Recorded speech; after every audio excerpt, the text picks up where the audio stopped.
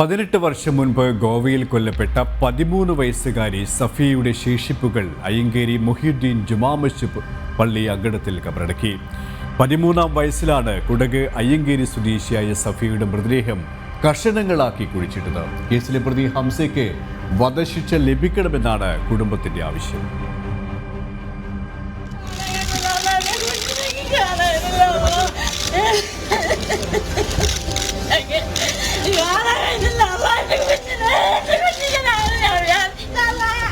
പതിനെട്ട് വർഷം മുൻപ് കൊല്ലപ്പെട്ട മകൾ സഫിയയുടെ തലയൊട്ടി ഏറ്റുവാങ്ങാനാണ് ഈ മാതാപിതാക്കൾ കാസർഗോഡ് ജില്ലാ കോടതി വളപ്പിലെത്തിയത്.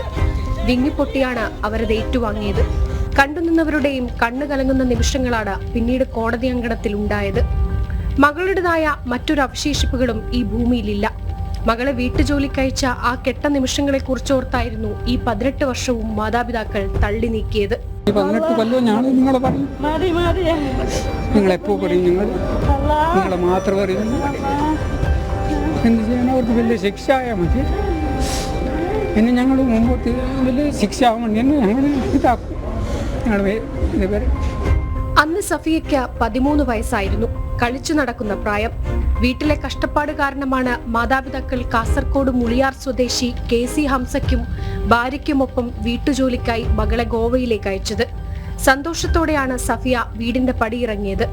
എന്നാൽ അവിടെ സഫിയെ കാത്തിരുന്നത് കൊടിയ പീഡനത്തിന്റെ നാളുകളായിരുന്നു. എല്ലാം അടക്കിപ്പിടിച്ച് വേദന തിന്നാണ് ആ 13 വയസ്സുകാരി അവിടെ മാസങ്ങൾ കഴിച്ചുകൂട്ടിയത്. പാചകം ചെയ്തുകൊണ്ടിരിക്കെയാണ് സഫിയയ്ക്ക് അടുക്കളയിൽ നിന്ന് ഗുരുതരമായി പൊള്ളലേൽക്കുന്നത്. പൊള്ളലേറ്റ് നിലത്ത് വീണ സഫിയയ്ക്ക് പ്രാഥമിക ചികിത്സ നൽകാനോ ആശുപത്രിയിൽ കൊണ്ടുപോകാനോ വീട്ടുകാരായ KC ഹംസയും ഭാര്യയും തയ്യാറായില്ല. പകരം സഫിയെ വെട്ടിനുറുക്കി കഷ്ണങ്ങളാക്കി മറവ് ചെയ്യുകയാണ് ഉണ്ടായത്.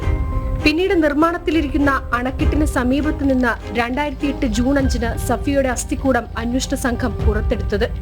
ബാലപീഡന കേസ് ഭയന്ന് കൊലപ്പെടുത്തിയെന്നായിരുന്നു പ്രതികളുടെ കുറ്റസമ്മത മൊഴി. 2015-ലാണ് അപൂർവങ്ങളിൽ അപൂർവമായ കൊലപാതകമെന്ന് വിലയിരുത്തി കോടതി ഹംസയെ വധശിക്ഷയ്ക്ക് വിധിച്ചത്. തുടർന്ന് 2019-ൽ ഹംസയുടെ വധശിക്ഷ ഹൈക്കോടതി ജീവപര്യന്തമാക്കുകയായിരുന്നു. മകളെ മതാചാരപ്രകാരമുള്ള ചടങ്ങുകൾ പ്രകാരം അടക്കം ചെയ്യാൻ സാധിച്ചല്ലോ എന്നൊരാശ്വാസം മാത്രമാണിപ്പോൾ ഈ മാതാപിതാക്കൾക്കുള്ളത്. ജനം, കോഴിക്കോട്.